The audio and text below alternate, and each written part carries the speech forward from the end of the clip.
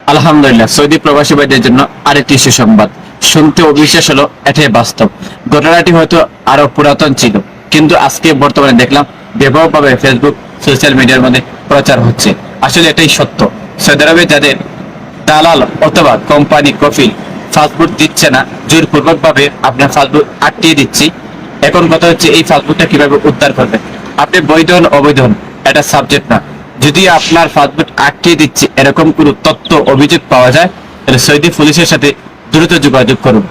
যদি এরকম কোনো জোরপূর্বক ভাবে কেউ ফাস্টফুড আটকে দিচ্ছে, দালাল অথবা কোম্পানি কফিল, তাহলে তাকে 5,000 রিয়াল জরিমানা দিতে হবে। আইন লঙ্ঘনের কারণে তাকে শাস্তি উপভোগ করতে হবে, জেল কাটতে হবে।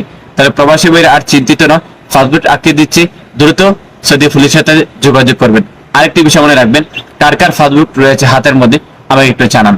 আমি শুনতে চাই আপনার ফাস্টফুড কি রয়েছে বর্তমানে হাতে না কোম্পানির হাতে। মনে রাখবেন, যদি আপনি কোনো একটা নতুন জায়গায় চাকরি নেন, জব নেন, তাহলে মেন ফাস্টফুড দিবেন না, সতর্ক থাকবেন। মেন ফাস্টফুড না দিয়ে আপনারা ফটোকপি দেন, এই ফটোকপি দিয়ে তুমি কাজ চালাও। এটা হচ্ছে প্রবাসী ভাইদের জন্য একজন নিরাপত্তার একটা মাধ্যম।